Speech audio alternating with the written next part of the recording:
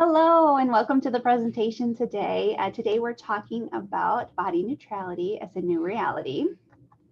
What we hope to go into with all of you during your time is a deeper look into what body image is, how it develops, and then the bulk of the time and why you're here is how do we treat it? What do we do here? What things can you do in your practice to treat this, probably one of the most complex and hard to treat pieces of eating disorder treatment.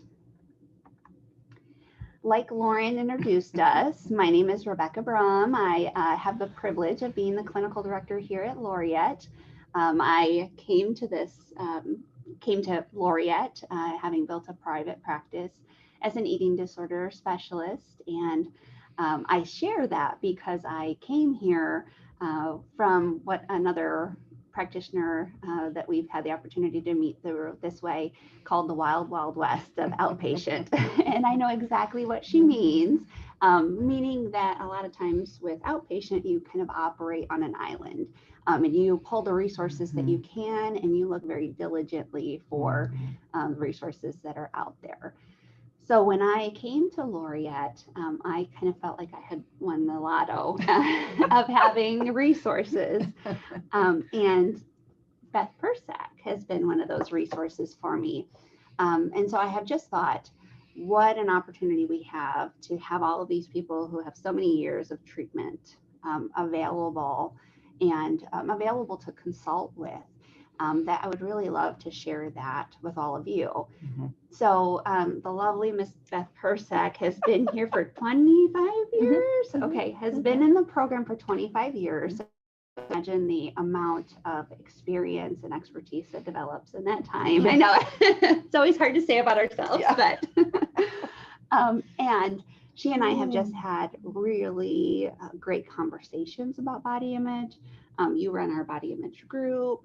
And have put together resources over time for that group. And I begged and pleaded and got Beth to agree to present on the webinar with us today to share some of that expertise. So we're going to really try and keep this conversational and just use the PowerPoint to guide us along. Is there anything you'd like to say in the introduction for yourself?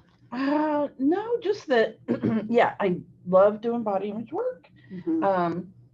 I think it's so important. And so I can't even imagine trying to do this outpatient because I've really only ever done it inpatient. Excuse me.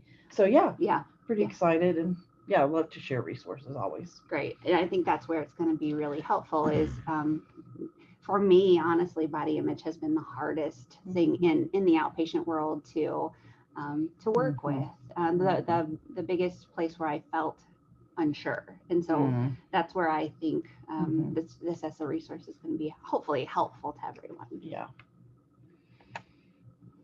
Okay. So this is something that you said to me. Which is body image really has nothing to do with the body. Right. It's about thoughts, perceptions, feelings, beliefs. And so, I always talk about, what we're trying to do is work with what's going on in your head. Just like when people say eating disorders, it's not really about the food. Body image is not really about the body. So, for sure.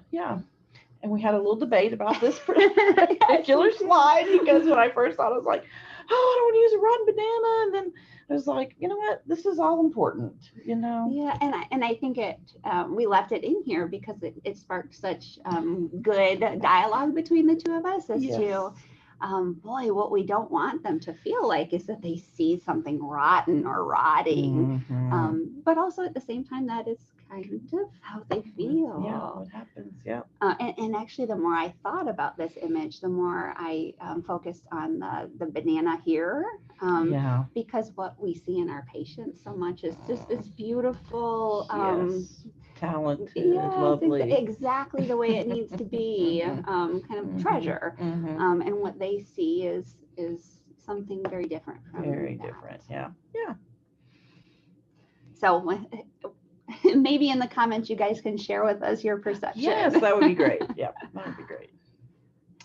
Yeah, so we did talk about this a little bit. It's one of the things that I really stress, whether it's when I'm working with family members or other loved ones or with the patients themselves. This is about how to work on the way you think, feel, see about your body or see your body.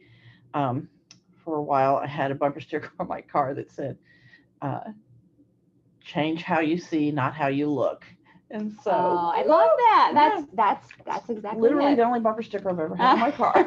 But you loved it enough to put it on there. Yes. Yeah. Yep. That's awesome. So that's what we're going to talk about. Yeah. So the other thing I spend a lot of time talking about is that, it's really hard to change your body. It takes a lot of effort, a lot of time, and yet to changing your thoughts and feelings is also difficult. Not quite as hard though. And one of the things that patients almost always quickly say is, yeah, well, I did it. I did change my body. I was able to kind of look, I'm controlling this. Yes. And of course, there's several things that I will talk about. Is one, did you ever get to a place where you thought, yeah, this is it. It's okay. I don't need to lose anymore. I don't need to, for sure. Which is usually not it. But the other thing I say is, yes, you were able to do that. And like this bottom point says, at what cost? And for a lot of them, because most of our patients come from out of state, I'll say, you're in Tulsa, Oklahoma. That was never your vacation destination. So you end up in a hospital in Tulsa, Oklahoma. That's a really high price to pay for. And I think what goes along with the territory when we kind of unearth things is the more they utilize the eating disorder, the worse they feel about themselves. Yes. Even though the promise is reciprocal, right? The more you do this, the eating disorder says the better you'll feel, but actually the opposite. The opposite, yeah. And so I think that point really lands for them because they feel worse, and now they've paid this financial, emotional, social price tag with huge costs. And sometimes it is a little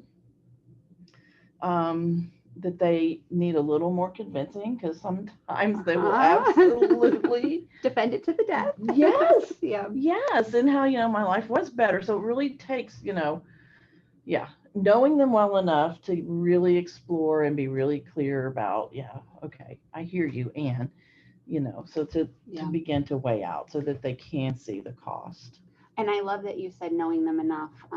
We are a relationship-based program. Yes. And I think when we were dialoguing about this conversation, about this presentation, a lot of the interventions that we talked about were really done after the rapport building phase, after you've built that trusting relationship.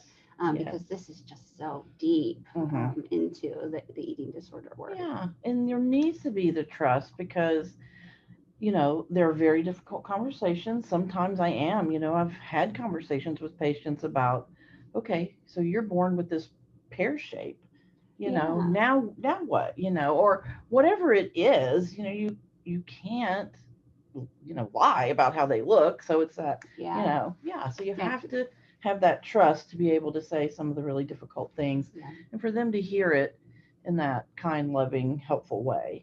That supportive way. Yeah. It makes me think of size diversity and almost a whole nother topic, but there is this thing called poodle math. I think it's poodle math. Sometimes I mess it up, but it's a YouTube video that talks about how our culture wants everybody to be a poodle, but there are Labradors and there are bull mastiffs, and they're just we all are in different bodies, and when we think about canines, it's no big deal. We're different. Right. But when we think about human beings, it's only this one kind of poodle body is acceptable. And we try to make everybody a poodle, even when, a bull mastiff might be sick in a poodle body. Right. So, that would be a good slide. Yeah. That's another thing I'll ask Lauren to include when she sends out CEU information. Yeah. I love this slide, of course. So the picture says everything. It really does. So, and it's one of the things I think that I probably get asked the most, especially from family members, will this be better? Or even patients, and will I, feel better or like my body, love my body? Mhm. And so that, of course, opens a whole discussion about just people in general and how most Yeah. people in this society have things they would like to be different about their bodies. And so, yeah, so we get into talking about, yes, we hope that you'll have a different perspective and different Yes. feelings. And it's very slow to change. And often it's one of the last things that really Yeah. starts to shift, because you got to have your brain really nourished to be able to keep doing all these tasks that allow you to Yeah. change your perceptions of your body. Yeah. There's a book out there called "Does Every Woman Have an Eating Disorder?" And Mm. it talks about just how the vast majority of even the population that doesn't have eating disorders struggle with body image. Right. And so, do we have an expectation of those who have an eating disorder to um, move past Right. the norm in society? Yeah. And that might be a hard expectation. And setting patients up to have that expectation kind of Mhm. feels exactly like Yes. trying to push this boulder Yes. to the very top of the hill. Yes. Yes. Very much so. So yeah, realistic expectations. For sure. For Mhm. sure. Yeah. So we've talked about different things. So one of the things that I hear fairly regularly from patients is, I know you're trying to teach me to love my body. Mhm. And then there's usually a but or something that comes after that. And in the beginning, I got really uncomfortable with that. I would take a breath because I thought, well, is that what I'm doing? And pretty much early on, I would say, that's not really what I'm doing. Mhm. I did not have this term body neutrality at the time. And so it's been really helpful to think about, okay, it's not about loving and adoring. I mean, if you do, fabulous. Wonderful. Yep. Yes, Yep. even better. Yeah. And, I talk about, it's about just moving away Mhm. from the extremely negative thoughts, moving away from the constant barrage For about sure. appearance. Mhm. Yeah. So that you're more neutral, so that you are thinking about and other things other than your body all day Yeah, long. And it's yeah. not interrupting things that you want to do. You do what you want to do, even though you Yeah. might feel self-conscious. So even that halfway step of kind of like meeting in the middle of just not hating your body, but kind of feeling neutral with it, gives them back so much more of their time and energy and brain power. Yes. Yeah. Yeah. So, so that is the goal, all these things, the decreased criticism. And so, we'll talk to them. Sometimes this is just a straight CBT type of thing. How do you stop that thought? Right. Replace it, that sort of stuff. Yeah. Greater acceptance of whether it's genetics or just whatever, but often This is the body I'm in right now. Yeah. it's genetics. Yeah, this is what I was born with, and For sure. or I'll often say this is the hand you were dealt. Yeah. So yeah, instead of working on continue to try to change it, like, can you imagine spending so much time trying to change your eye color or trying to do shoe size, right? Yeah, exactly. Exactly. Yeah. And I love that this has so much impact, and it's not expecting the world from them as well. It almost is a necessary place to try to get to before you can even think about crossing into rocking your body. Right. Right. Yes, absolutely. Yeah. And then I think we've already talked about those. So this is my little reminder to kind of share the story of my experience as a parent first, and then how I translated that into work with patients. So I was sharing with Beth that when I first became a mom, my baby is now 15 years old, almost 16, but okay. But when he was first born and they put him in my arms, I expected this moment of just deep falling in love, right? Like I've always seen it on the movies. Right, those movies. Exactly. But what I really felt was overwhelmed, and dare I even say numb, and kind of wondering like, maybe I'm broken. Yeah. Maybe what's wrong that this isn't happening. And so with time, I found that caring for him, bringing a bottle and feeding him and getting up with him at night and interacting with him, that over time that love built.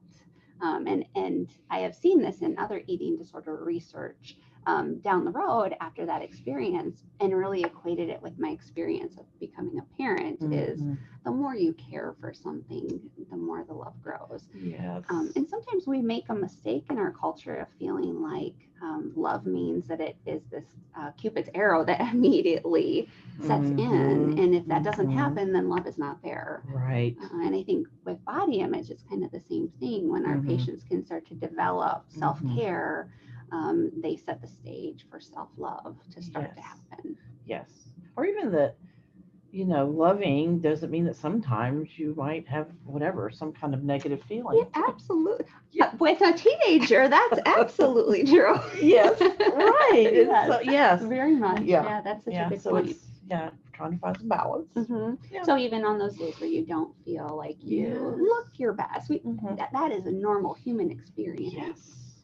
It doesn't mean you can't still love and appreciate through that lens of body neutrality. Correct. Yeah.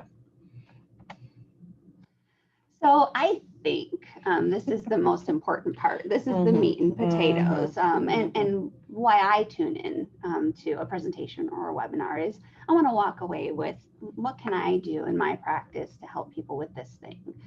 So we're going to talk interventions now for the rest of the time.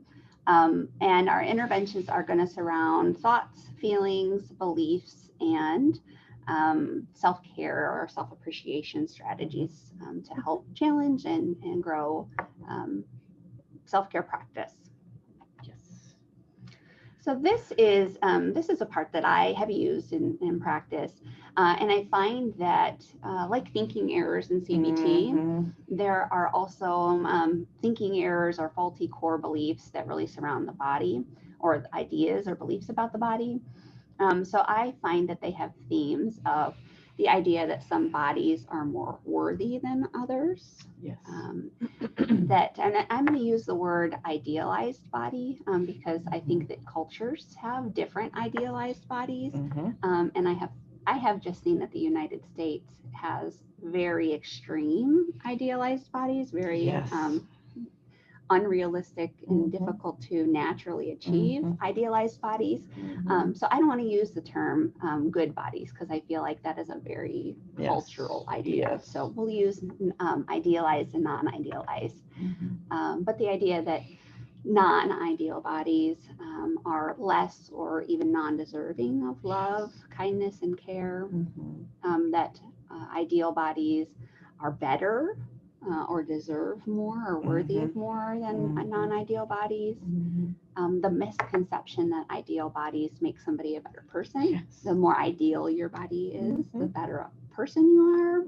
And I think we can see our patients believing these things. Absolutely. That body size is an indicator, kind of another way to say that first one, but that it's an indicator that by looking at somebody's body, you can tell what kind of person they are.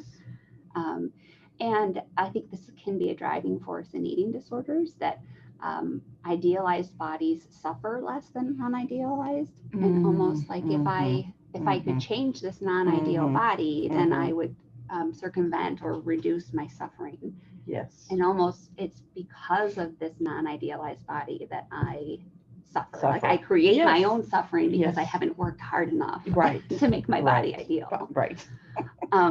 And then this idea that people with idealized bodies have less problems, kind of again in that same, and almost like I could stop my suffering and working to stop my suffering through controlling this body, and the natural result will be.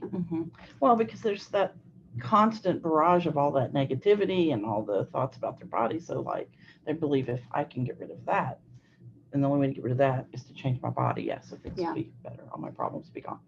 And I have huge compassion for this because wouldn't it be so amazing if we could stop the struggle or the suffering that just comes with the human experience by controlling what size clothes we wear or how we look in a bathing suit. Wouldn't that be, if that truly did work?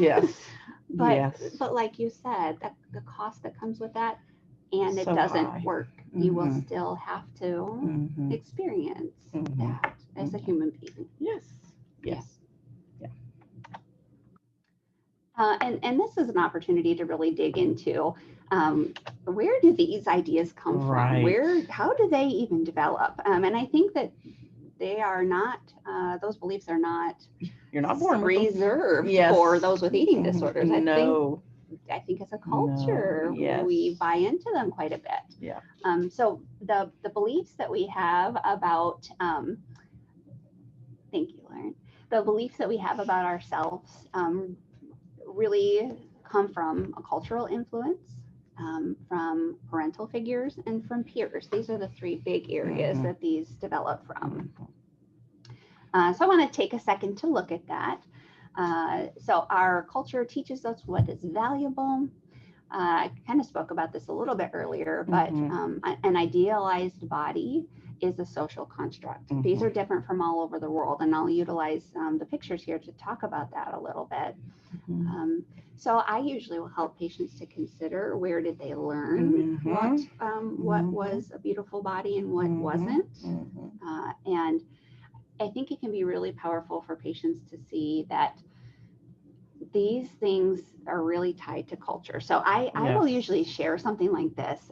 So what I say to patients is it fair to say that this woman has a fairly good chance of being found attractive by our culture? Yeah. Or like, yeah, probably she fits all the markers, let's say. Yeah. But then if we look at this picture, this is a picture of an idealized woman in Indonesia, where in this culture, the more beautiful a woman is, the more elongated her neck is, the more beautiful she is. To the point where you can see this little girl who's probably not more than 4 or 5 has already started having her neck elongated with these brass rings, and it's a deformation of the skeleton that responds to this. So this is not the culture that you are probably watching us from. And so it probably looks like, boy, that's not what I would say would be my first go-to for what's beautiful. And why would people do that? Right. Why would they do something like that? This is a picture of a woman in New Zealand, and in New Zealand, there is a trend where facial tattoos, blue facial tattoos, in fact, are considered just very symbolic of beauty. Another thing, right, that we kind of are like, I'm not sure it would translate into our culture that same way. Right.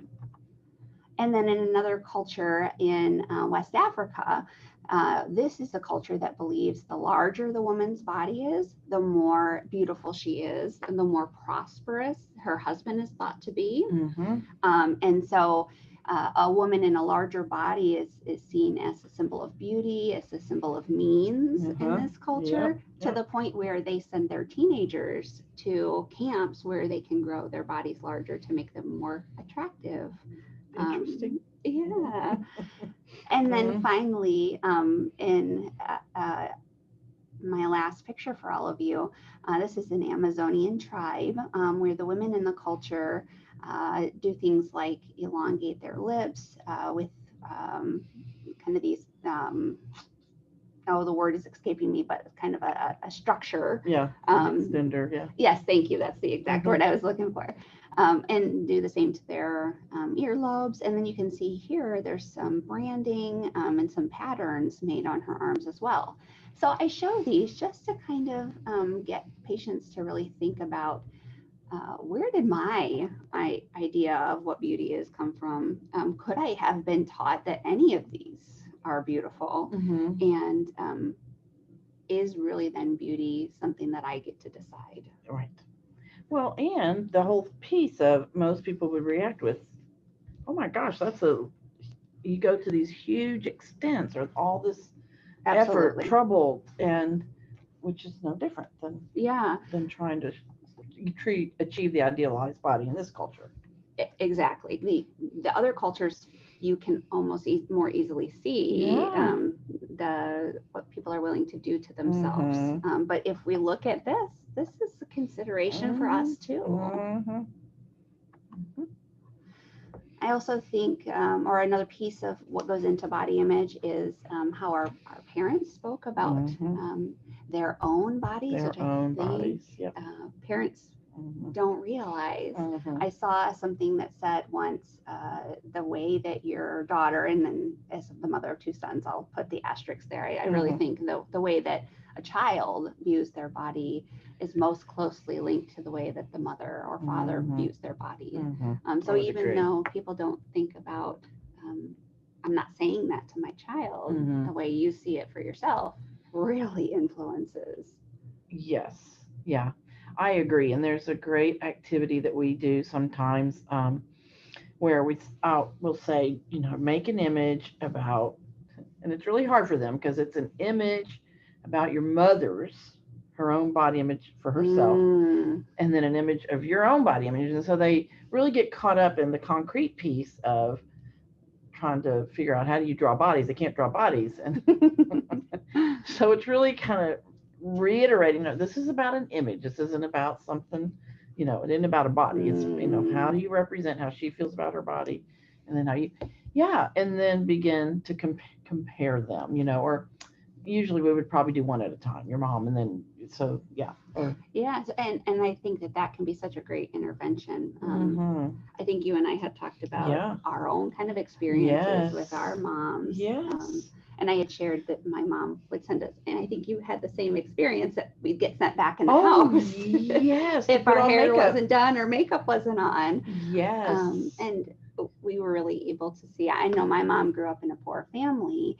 And so to her, if you, she felt she was judged and had experiences where she felt judged for not looking like she was well cared for. And so through her lens, that was setting me up to feel loved and looked as loved as I was. I think for my mother it was the same, but of course for her one of the most important things was getting a husband. And I have an aunt who to this day does not wear makeup, and my mom says she's gorgeous. She has this like peaches and cream complexion, and she'll say, oh, she has so much potential. And I was like, so I would have these discussions about, she's beautiful, she doesn't need the makeup, but in my mom's mind, that's what allows you to be attractive to men, so that you have someone who can take care of you and you're okay for the rest of your life. So it's a whole and it's so eye-opening when you can kind of see the why. Those beliefs kind of chatter at you in your brain. Those parental thinking, but then when you see why and the intent behind it, can be very meaningful and kind of let go. And then the other piece, so I don't know if you find this, I find a lot of my even adult clients that I've worked with can think back to adolescence and things that were said in their adolescent days that kind of drive their eating disorder experiences. And something I read once in my parenting book, so parenting teenagers, is there is, adolescence is a time where you have an increased focus on what other people think of you. Yes, absolutely. And it's almost a protective or functional thing, because at one time, this was a period where people were going out and trying to make a new connection with new tribes besides their family. And so it served them to be really focused on how they might be perceived. I don't know if you have any more thoughts about that. No, just that I think that's, peers play a really important role. And I think it's actually past adolescence. When I came to work here, there was a psychologist he didn't work in the eating disorder program, but he said, well, I think we ought to call it the 20 teens, because when you're in your 20s, it's so similar to adolescence. And I think that because so many of our patients are at that, early 20s, that, I think that peer group is so important. That is just a really just strong developmental time frame. And I think it's helpful for for individuals who hold on to things that peers have said, Mm-hmm. to really consider kind of the same things that we talked about earlier, is the culture that the peer was coming from and the family of origin that the peer was coming from, what ideas they held. Yes. Yes. Okay, so we've talked a lot about these core beliefs, and transitioning into having even more intervention is helping people to notice when these beliefs are activated. What does it feel like in your body when it's activated, and then noticing why those might be activated. Yes. And oops, sorry.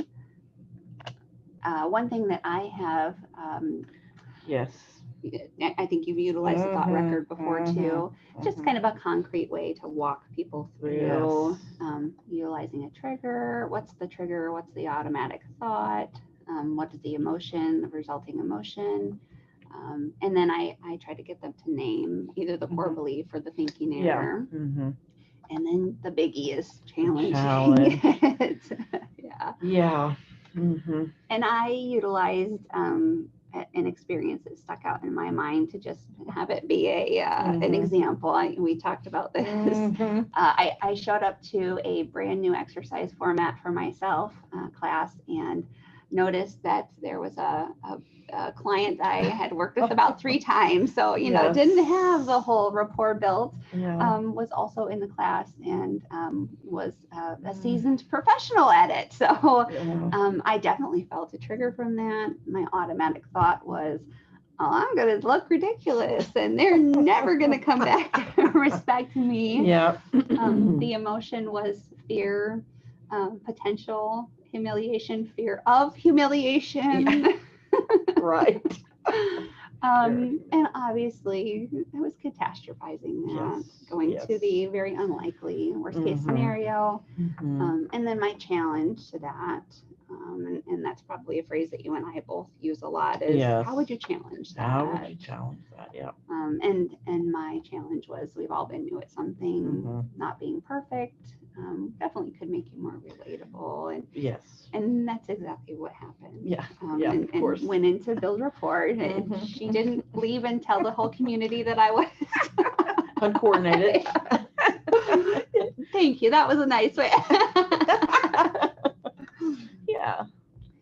And some of the other CBT. Having a thought versus buying a thought, helping patients to say, this thought can cross my mind, but I also don't have to believe it. I don't have to believe it. So important. And I love this. This was something that you said, was having that thought and doing the thing anyway. So that you might whatever. Sometimes this is about a behavior, not necessarily just about body image, but so sometimes you might disagree with the thought and then unfortunately still do whatever the unhealthy thing is. And then sometimes you're able to hear the thought and disagree with it. Maybe even argue. And then do the opposite. We talk a lot about opposite action as well, and some, how do you begin to shift that thought? So it's not really opposite belief, because more neutral belief. Neutral belief, and not having to believe what the belief is, kind of hearing it, noting it, and then doing And these are all I never want people to think that they are like, oh yeah, okay, done. They're all probably thousands of times that somebody has to do it before it starts to change it has to become a habit. I like the idea of starting with the end in mind, and this is something that I love that we do here. The kind of the how would you like to feel in your body, and then affirmations and mantras, even having talked about like women in the dining room with their cards. And you can talk a little bit about that. So we'll and do affirmations and mantras in different ways. So because we're a treatment center, we can do them as a group where sometimes they'll write their own. Sometimes we will pass it around so that everybody writes one for each other. And then the other thing is, if it's usually we try to get a colorful card, and so then they can take that with them and they'll put it near their tray in the dining room, or Some of I them will love that. say, yeah, I am going to like put this on the back of my toilet, or depends on what their struggle is. Of course, on the mirror, they'll do all of that. But yeah, they keep this with them. And so we'll also say, just keep it in, they have a bag, usually they carry their stuff in, keep it in that bag. And when you notice the thoughts starting or that negative, barrage coming on, yeah, you can pull this out, look at it, read it. Yeah. It's kind of like, this is how I want to feel about myself, and here it is, and here I need it that is. reminder. Yes, need the reminder. Will you talk about your mirror exercise? Yeah, we do a couple of different mirror exercises. So the one that I think, there are two I think that really help get to that body neutrality. So one is, well, you start with where you describe an object. So yeah, totally not personal, and describe it in, objective terms. There's no judgment. There's no not feeling. It's just, here it is. This is, it's a ball, it's round, it's yellow, or whatever it is. Soft or Soft. Yep. And then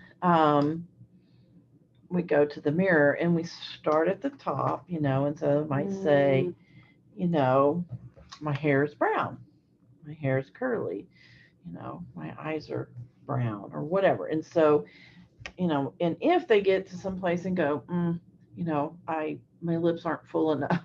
Okay, that's a judgment. So you go back and you start over. So the it's a little more motivating for them to really get objective instead of adding in those judgments, because then they would have to start over every time. And so they go through their body with, just literally just stating what they see. Yeah. I think that's so,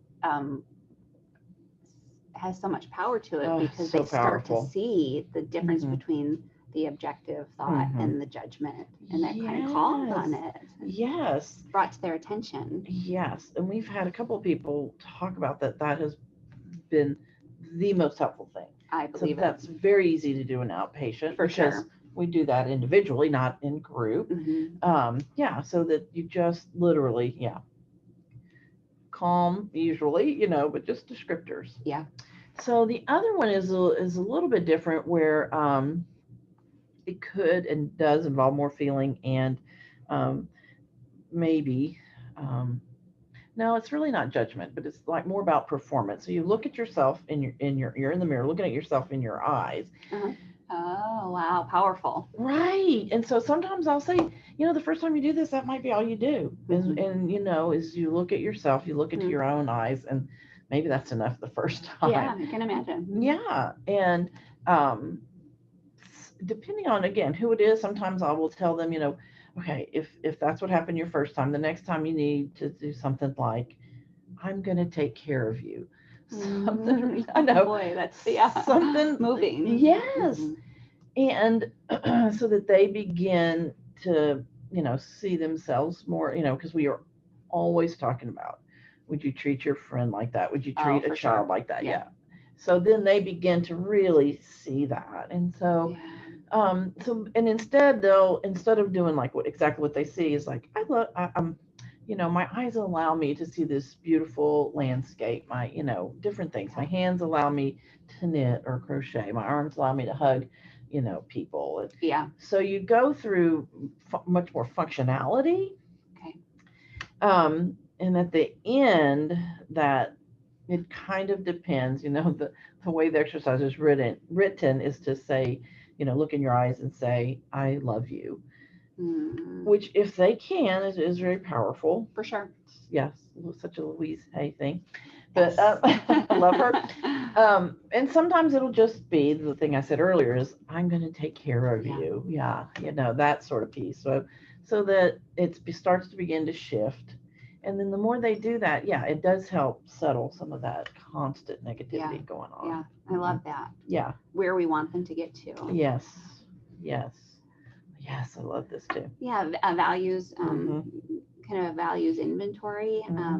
One thing that you and I have talked about is helping them to think about, like, if I think about all the women that I value in my life, they are not placed at all. And the value in them is not because of how they look. Mm-mm. It's Mm-mm. because of who they are. Mhm. When I've gone through that exercise with people, Mhm. that's what they see time and again, that Mhm. who they value, Mhm. who they actually value in their lives, Mhm. they value them not having to do anything with their looks. But Right. then they hold a totally different standard for Mhm. themselves. Correct. Yeah. Yeah, I love this, to get them to start writing this stuff down. And why do you admire these people? Why are these people that are important to you? Why did you look up to them? Whatever it is. And then, as they write down the values, to begin to see, how they also embody those values. Yes, absolutely. Yeah, sometimes they get argumentative about that. Mhm. And we all know that, yes, they do. Yeah. Or, okay, let's say you don't, then how are you going to embody it more? So, mhm. I added this in because Oh. this is something I hold myself to, Mhm. is trying to lead by example, and I encourage my clients to do this as well. I have we are a family of boys, but I do have one niece, and I do this with my boys as well. But it feels meaningful to my niece in particular. Is I like to, I see a lot of times with little girls, they say, "Oh, you're so pretty," or "You look so nice." And so I've challenged myself to compliment her on, boy, you showed your doll so much compassion. Like what do I value in my friends and loved ones? And well, have my compliment or feedback be about that instead of this. I have really worked hard to stop commenting on appearance totally. Yeah. Just to, and it is really hard because I'm now at that stage where I have these great nieces and nephews. And and because I'm in a different state, when I see them, it's really hard not to go, "Oh, you've got so big." Yeah. Yeah, it's even for those of us that have been in the field for a long time, it's really ingrained culturally. Yes. Yeah. So, "Oh, you're so tall," or, really will. Yeah. So when it is appearance, it's more neutral. So, yeah. But hopefully like just not at all. Yeah. We talked a little bit about this already. Gratitude really can help to reframe the bodily experience. We've talked about having exercises where you're asked to say, what am I thankful for, what my eyes are able to do, my arms are able to do, these legs allow me to do these things. Yeah. And I will say, if you do it each night, however many, some people will do one, some people will do whatever, 3, 5, and that however many you do, if you're only doing one, that it needs to be a new one so that you're not, relying on. Yeah. And usually something from the day. What did your eyes see that day, or what were you? So that it kind of just develops the brain thinking of, what do I get to do today, and what has allowed me to do that. Yeah, and I love this whole photo journaling too. I do too. I love that idea that you shared. Yeah, so it's instead of being so focused on what's going on for you, is take a picture a day. And some people, they pick different times, a week, a month.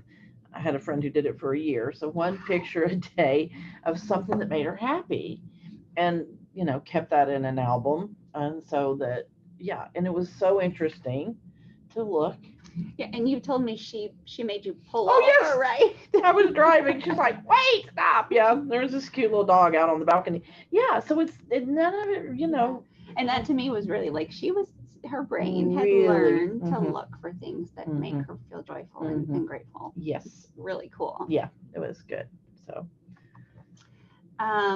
Experiential exercises. I know we're close on our time. It's funny how it goes so much easier than you feel like. But I think these to me were the scariest ones in outpatient, and so I'd love for you to be able to talk through them. Yeah. So people do body tracings lots of different ways. So sometimes we will have them. We give the long paper. Some of them who really have a hard time, will put like where their head is, where their feet are, but make an outline of what you think your body looks like. And then actually, sometimes we have them lay on the ground. Sometimes they stand against the wall and again, it depends on your patient, because, if you have the one that's sitting on the edge of the chair so her thighs don't spread out, she probably needs to, or he, I will always say she because we work only with women. Right. Stand against the wall, so because then you don't get that. Okay. Oh, that's something I wouldn't have thought about. Okay. Yeah, and so in trace, and I try to get a marker where they can really feel, so I can say, you could feel, where I was. This is really what your body looks like. Because the body is represented so differently in the mind. Yeah. And then lots of good discussion comes out of that, and feelings, and you could potentially get, even 3 sessions out of, doing a body tracing. Okay. Yeah. And then the other that's similar, the string exercise, and I'm not sure how it got called the string exercise, but that's where we are. It's again another way to get a little more concrete, where we usually start with something this doesn't have as much emotional charge, like your upper arm. And again, you'll know your clients really well. So if that person is an issue with their arm, don't start there. But take this, it's usually yarn, and make a circle. And I always spend some time saying, you have to really do this honestly. Don't make it bigger because you're so afraid you're going to make it too small. You absolutely have to really take time and think about how big you really think your arm is. Okay. And then, of course, where they can see it, wrap the string around, but, not even say, what part of your arm did you do, so that it's the same. And then compare the two. And from there, you can go to different things, whether it's hips, waist, thighs, breasts, that, and then to compare. So, most of the time, they're so shocked. They're usually, not so off on arms, but as you get to the other parts, they can be really different. Really different. And they are so shocked and they can't believe it. So again, it's that place of, remember, I was really clear with you to say, look, is this where you were? So that they actually saw that you actually did. And then to really begin to help them see, look, this is a huge difference, and I've had people say, well, what do you do if it's not that way? And I have been afraid of that in patient practice. Just what do you do with that? Actually, it was fairly recently I had a gal, and she was really, really close with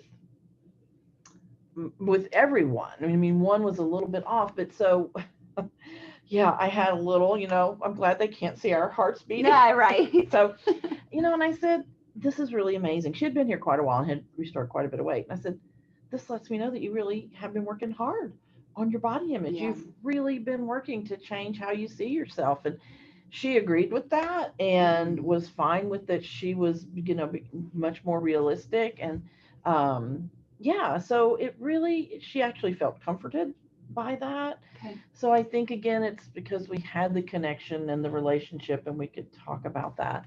And I don't think, now I haven't done this solidly the entire time I've been here, but I've done a lot of it. And maybe once had someone who had something smaller. And again, it's just talking about that. What do you think that's about? I loved when you said it was just it was a point for conversation and even for them to see and so what? Almost like an exposure, right? It's different. And so what? What's changed? What's different? It's different, and that's fine. Yeah. Because I think, in fact, that one particular, whatever it was not the place she was mostly focused on. So, yeah. And I think we talked about this object identification already. Oh, yeah, we did. Neutral descriptions. Yep. And these actually, too, are art ones that I put in here. But having them draw the body as the soul's home and what kind of things, what they want in their soul's home. And then the body is the container. If it was a container, what things would it hold and what would those say? Just kind of more, I find with art and eating disorder patients, it can be a little bit more safe. Gets them out of their head. Okay, so this is the last little bit that we want to bring to you. This is some work, and I will say again, gratitude for the fact that we have a Brain Research Institute that really does a lot of focusing on eating disorders.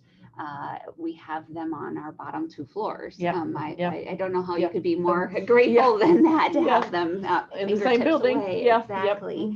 Yep. And they have a lot of interest in body image as well. And so two of the bigger studies that they've done with body image are the float studies that they've done, and the Somata Map, which is brand new. And something that's really just, I think, particularly cool for therapists or for those in treatment. So the float studies, they are on flotation rest. And this is the scientific name for that. The rest is reduced environmental stimulation therapy. And so very quickly, in a nutshell, and I love that Beth and I are both floaters in our own life. Oh, yes. So what happens is it's kind of a little bit of sensory deprivation. You float in a tank with Epsom salt, and you float on the water because of that Epsom salt. You can't really hear much. Yeah, it's the external sensory deprivation because you have that the interoception. So you really are kind of highlighting the internal experience, which you can imagine can be quite almost terrifying sometimes for our patients. But what this study wanted to know was, is this a safe intervention? It had already been studied for different diagnoses like anxiety especially, and proven to shown to be effective. So they wanted to know, is this safe for those with anorexia? But what they found is that yes, it's safe. Yes. And it has this, it had a significant impact on how they perceive their body. Yeah. So this is pre-float, and this is their actual body. This was the patient's representation of their actual body. This is how they perceived their body. And this was their ideal body. And I'm going to go back and forth between these two because it's easier to see the change. But this is post-float. This didn't change because this was their actual body. But their representation of their body, how they felt their body looked, you can see is much closer than it originally was. Here's pre-float. Here's post-float. And then also notice how the idealized body, so this was how they thought the perfect body looked to them. And post-float, look at how that just softens. And this is just in that set experience of the float. I think it was maybe 8 weeks, if I'm remembering right. So it was really exciting to see that this intervention was safe and had a positive impact on body image disturbance. And then kind of on the heels of that research is the Somata Map. You can see how bodies were represented. So this is no person's body. These are mental representations of how the person felt. And so they've taken it to the next step and created this Somata Map. And this is really, when I've read through it, and of course I'm not the researcher, but I'm a clinician. So I see applicability for us in clinical work because it helps us to give context to body image disturbance and what their experience of it is like. And I have asked Lauren if she would please link these 2 articles in the CEU credits that you'll get for attending today's presentation. So you'll get links to both of those as well. And we know we're running out of time. We're going to get through this. So final thoughts here. Body image disturbances do not change overnight. Personal self-representation is complex. In fact, I'm doing research on my own right now of just how do we represent internally ourselves and our experience of that. And really, this is just the tip of the iceberg on that. I think, again, to reiterate what you said, changes to body image are the last thing to change in recovery. And that can be hopeful for people to hear that, hold on, that doesn't have to change. That's not an indicator of your success. No. And again, that's part of the helping and healing process is to note that piece. So like I always say to everyone that attends our webinars, I am incredibly blessed by the fact that I have these amazing eating disorder experts at my fingertips, and I want to share that with the eating disorder community at large. So we freely offer you both of our email addresses, and welcome you to shoot questions or thoughts to us. Absolutely. And we will leave you with this beautiful quote. And thank you so much for your time, and thank you so much for agreeing to do this. Yeah, and hopefully we'll have a few minutes for questions. Yes. Okay. Woohoo! Oh yeah, So let's make much sure we're great. done. I know Crystal